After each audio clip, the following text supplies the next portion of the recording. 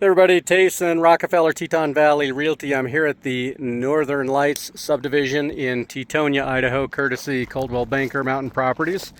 This is what you're going to see online is the Solstice Circle, and I believe all of these building sites will have a Solstice Circle address. And as you can see, I'm doing this off of my cell phone, but your view here to kind of give you perspective of what I see when I look at my screen kind of looks something like that. So incredible four-peak Teton views here in rural Tetonia. Rolling terrain, which is one of the things that's unique about this, and you really do have 360-degree views, though a lot of that kind of incorporates the immediate rolling topography and landscape like you can see here with mountain views in the distance. Obviously, what the overall value here, aside from kind of the rural nature of things, is the Teton view. So we kind of know what we're looking at in terms of lot 10 and 11, which is where we are now. 11 will be basically on this side of the sign, but lot 12, 13, 14, I kind of feel like we're going to start to lose grade as we get into the lots on the backside. I think that's going to be like 1, 2, and 3. But I'm going to do my best to kind of navigate around the subdivision and take a look at some of the building envelopes. I can't do that on all, and not all of them are available, just to give you an overview of what you're looking at here. And then we'll take a stop at the pond. So again, lot 10, you kind of know what you're getting, and I'm going to put you on pause and get up to the pond. So I've just come off of Eclipse Place, where we've got lot 10. Lot 9 is probably going to be kind of a ranch style lot. That's going to be everything up to the road here, and will incorporate the pond. And then we're going to kind of keep driving back this way, so we'll see lots 8, 7, and 6 on our left. We'll see some in the middle here, and we'll hop out and take a look at the pond. So as with any pond in a development in Teton Valley, multi-purpose. One of the purposes is, of course, fire hydrant. You can see that in the distance here. They've kind of got a fun little sign and a little bit of infrastructure here. They've got a well which likely tops off the pond, some electrical here, and it looks like they've brought fiber in as well. So we'll see how long this remains a beach. Hopefully it does, because this is something that is unique to the ponds that we see. This is more manicured, maintained. Having this sandy beach bar here, is a sandbar here, is actually pretty fun. I'm going to turn around in the cul-de-sac here, and we'll take a look at some of those lots in the middle and some of those up on the left. So I'm turning around here in Solstice Circle, and we'll be questioning myself, Eclipse Place, and heading back to Solstice Circle. You can see where we came in over here, and we're going to continue our loop. That marker there says lot 8. That's a pretty incredible lot, because that's going to be overlooking the pond and that larger ranch lot. This is going to be a marker for 8. I'm just going to hop out really quickly and look at some of these on the other side of the road. So that was lot 8. This will be lot 7, and then 12 and 13 should be right across the road. They do have some building envelope flagging that's taken place here. I'm not going to go pretend to figure out the mechanics of all of that, but just to give you some perspective as you get into some of these lots in the middle, and I'm going to have to walk a ways out there to give you an idea, but you can see the road here, the view. You're going to have a very preserved view, assuming they've developed these building envelopes in a way that does exactly that, and I'm sure that they have. We can take a deeper dive for anybody that's interested. And since we're here, you can see the entry that we came in on. So again, get an idea of the lots down here in the middle. I'll walk a little bit further out and give you some perspective. Pretty typical. These shoes were new this morning. Probably enough to give us an idea. You'll actually start to capture some of that pond from some of these lots as well, although not as much of an impact as we saw with lots 7 and 8.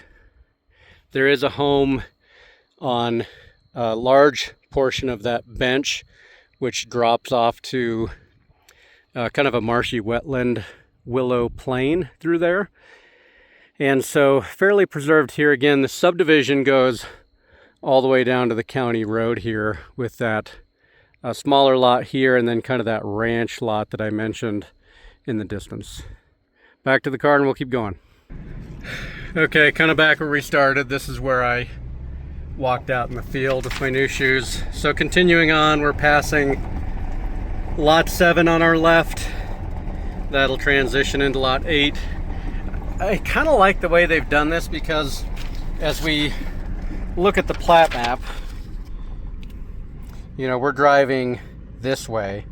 You can see here, these have a higher elevation than those that are down here. So without really getting into this development to any significant degree, I think you're going to be pretty protected the way they've oriented all of this. We'll keep going.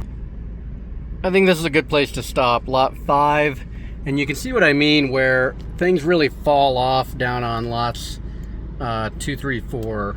And so I'm going to stop here at lot 5 and kind of take a look at that. These are bigger lots than they appear, just for what it's worth. I'm not getting too far off the road here for lot 5. You can see my car where I was, but you get the idea. The foothills here are not as much of an impact as you would think. Obviously, if there's a house here, you have plenty of room to be able to kind of work around that. You can see 432. We do kind of get back up, so we're not getting the big hole view as much, but obviously this subdivision is designed around the Teton view. That's how they've handled the building envelopes, and that's how they've kind of taken advantage of the orientation, which is favorable for this. So I'm going to try to get you down to 3 and 2.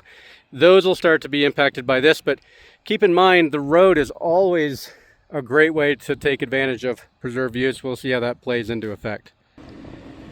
Okay, so you can see we do drop off. So 4, 3, 2, 1, and 1 is obviously that second entrance. I'm gonna leave my car parked here and kind of get down off of the ridge of lot 4 and see how much of an impact being kind of down at a lower grade has, and we'll look at my car as a reference point. See you down there. I think my socks are actually new as well. Perspective, the car, the Tetons, not there, so let's keep going to make sure we can get those back. The car, the Tetons. Now, you have to keep in mind that your floor system would likely be the top of my head. We will start to get a Teton view. If I continue up to that grade, we'll have a clear view. Where I am now, lot 4, I guess I would say strategic. Lot 3, we probably have plenty of room to get back enough to get a Teton view. I'm going to verify that. Hang tight.